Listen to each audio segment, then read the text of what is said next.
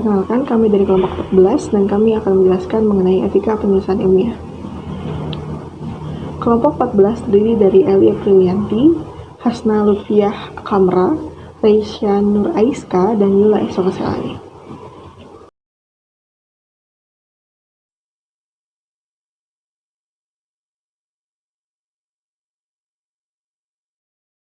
Batasan etika. Penulisan harus dilakukan secara bertanggung jawab, cermat, dan seksama. Karya tulis ilmiah harus orisinil, bukan jiplakan dari hasil karya orang lain atau disebut dengan plagiarisme. Penulisan ilmiah harus menjaga kebenaran, fakta, dan manfaat yang disampaikan. Tidak boleh dilebih-lebihkan ataupun ditutup-tutupi. Penulis ilmiah harus bertanggung jawab atas tulisannya. Penulis ilmiah harus bisa menerima saran dan kritik dari pembaca, reviewer, ataupun editor. Penulis ilmiah harus bisa menyadari secara penuh untuk tidak melakukan pelanggaran dalam penulisan karya ilmiah yang sudah disebutkan di atas. Ini artinya, dalam menuliskan sebuah karya tulis ilmiah, seorang penulis tidak bisa sembarangan atau semena-mena dalam melakukan penulisannya. Penulisan ilmiah memiliki batasan etika yang harus diikuti dan dituruti.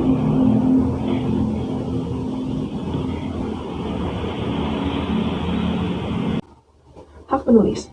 Selain batasan etika, seorang penulis juga memiliki hak yang dapat ia terima selain dari batasan etika ataupun kewajiban yang harus dilakukan. Hak eksklusif bagi pemegang hak cipta mencakup beberapa aspek. Aspek pertama adalah kegiatan menerjemahkan. Penulis dengan hak cipta tentunya berhak untuk menggandakan karyanya dengan bahasa lain atau menerjemahkannya. Ia memiliki kebebasan untuk menerjemahkan hasil karyanya ke dalam berbagai bahasa lain ketika ia ingin menjangkau pasaran buku yang lebih luas. Kemudian, ia juga diperbolehkan mengadaptasi, mengaransemen, dan mengalihwujudkan bukunya. Si penulis berhak mengubah atau merevisi isi buku dan mengalihwujudkan bukunya ke jenis buku yang lain. Misalnya ke dalam bentuk e-book atau apapun yang penulis tersebut inginkan. Selain itu, penulis bisa menjual, menyewakan, mengimpor, dan meminjamkan hasil karyanya sesuai yang ia inginkan. Ia adalah agen yang bebas yang melakukan berbagai interaksi dengan pedagang atau pembaca bukunya karena memiliki klaim penuh atas karyanya. Ini berarti segala hal Ini berarti penulis memiliki hak penuh atas apa yang ia tulis. Penulis berhak melakukan apapun yang ia inginkan terhadap karya tulisnya, namun tidak boleh melewati batas etika yang sudah disebutkan tadi. Hak cipta. Hak cipta merupakan hak perdata yang melekat pada diri si pencipta. Hak cipta merupakan hak privat. Dalam pasal 1 ayat 1 Undang-Undang Nomor 28 Tahun 2014 tentang hak cipta, dijabarkan pengertian hak cipta yaitu hak cipta adalah hak eksklusif pencipta yang timbul secara otomatis berdasarkan prinsip deklaratif setelah suatu ciptaan diwujudkan dalam bentuk nyata tanpa mengurangi pembatasan sesuai dengan ketentuan peraturan perundang-undangan. Hak cipta adalah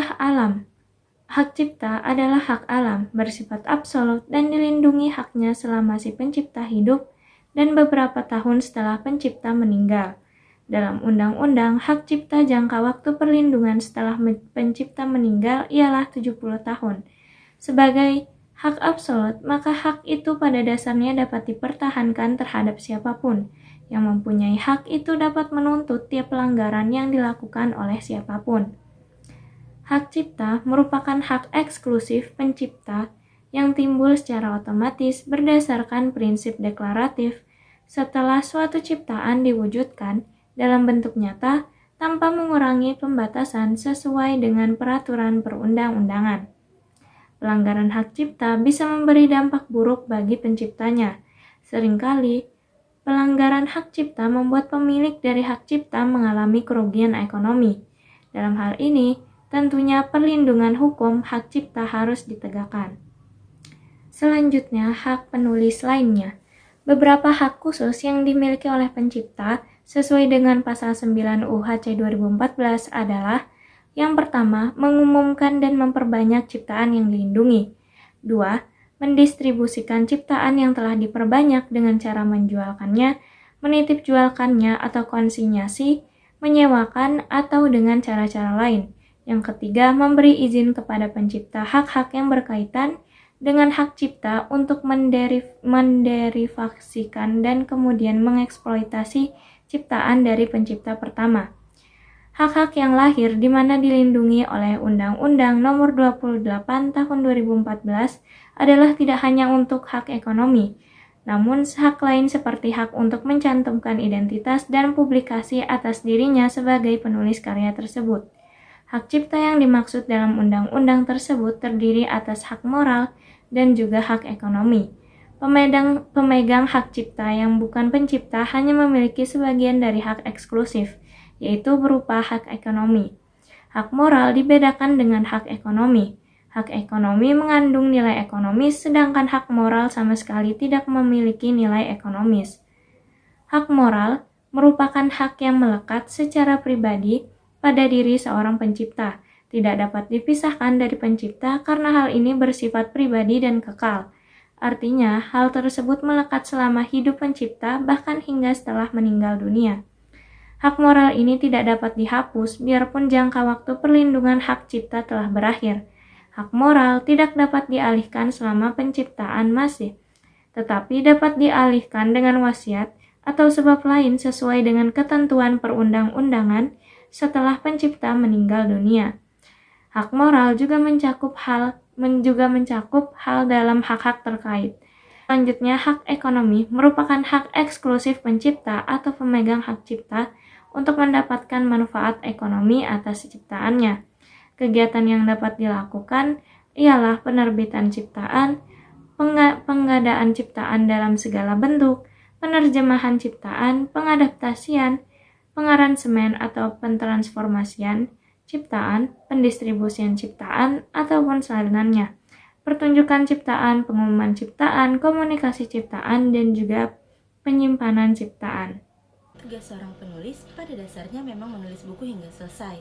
Ia harus merangkai kata menjadi narasi atau penjelasan yang bisa diterima oleh banyak pembaca. Dalam bukunya, ia harus memaparkan gagasan-gagasannya dalam bentuk tulisan yang sesuai dengan kaidah tata bahasa. Kemudian, ia juga sebaiknya menguasai teknik-teknik penulisan, sehingga buku yang dihasilkannya tidak diragukan dari sisi kualitas. Di samping pekerjaannya itu, masih ada hak dan kewajiban yang mengiringi langkah seorang penulis buku dalam menjalani profesinya. Seorang yang menulis buku patut tahu, bahkan mengerti dengan seksama bahwa ia memiliki beberapa kewajiban dan hak untuk dirinya. Di sini saya akan menjelaskan beberapa kewajiban yang harus dimiliki oleh penulis. Yang pertama, penulis bertanggung jawab penuh atas substansi naskah, yang artinya penulis yang sudah seharusnya bertanggung jawab terhadap keseluruhan isi naskah buku, karena ia adalah orang yang menulis buku karyanya sendiri dari awal hingga akhir. Ia pula yang harus bertanggung jawab atas seluruh isinya. Penulis bertanggung jawab atas segala sesuatu di tiap-tiap bagian tulisannya. Dengan begitu, ia jugalah yang akan menanggung resiko apabila terdapat kesalahan atau ketidaksesuaian naskah dengan ketentuan penulisan, penerbit buku, atau tata aturan yang berlaku. Yang kedua, penulis menjamin keaslian karya. Penulis wajib menjamin keaslian karyanya. Hal ini dapat diwujudkan dengan meyakinkan penerbit buku dan pembaca bahwa ia menulis buku yang belum pernah dituliskan orang lain. Ia harus membuktikan bahwa tulisannya bukanlah saduran, terjemahan, apalagi hasil karya dari mengambil gagasan orang lain tanpa mencantumkan sumbernya. Yang ketiga, penulis tidak menawarkan naskah yang sama kepada lebih dari satu penerbit.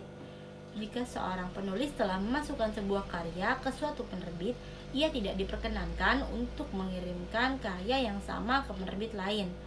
Memang, terkadang penulis beranggapan bahwa karyanya belum tentu diterima di suatu penerbit.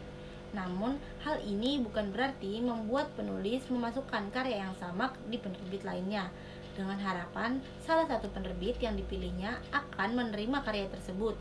Nantinya, cara tersebut justru akan mempersulit penulis dalam menjalin kerjasama dengan penerbit buku.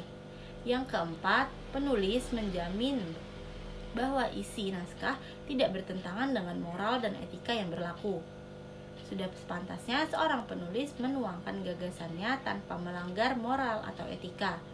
Mereka tidak diperkenankan menuliskan hal-hal yang tidak sesuai dengan moral dan etika yang ada dan dijunjung tinggi oleh masyarakat pada umumnya.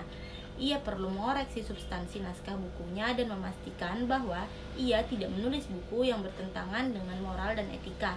Selain tidak diperbolehkan oleh undang-undang dan hukum, penulisan yang melanggar etika dan moral akan mengarahkan pembaca pada pemahaman yang tidak baik. Tulisnya, misalnya, seorang wartawan yang menulis berita, ia harus memastikan keakuratan beritanya. Adapun tanggung jawab penulis, yang pertama, memastikan bahwa yang masuk dalam daftar penulis memenuhi kriteria sebagai penulis. Yang kedua, bertanggung jawab secara kolektif atas pekerjaan dan isi atau naskah atau artikel yang meliputi metode, analisis, perhitungan, dan perinciannya. Yang ketiga, menyatakan asal sumber daya termasuk pendanaan, baik secara langsung maupun tidak langsung. Yang keempat, menjelaskan keterbatasan dalam penelitian. Yang kelima, menanggapi komentar yang dibuat oleh para mitra bestari secara profesional dan tepat waktu. Yang keenam, menginformasikan kepada editor jika akan menarik kembali karya tulisnya.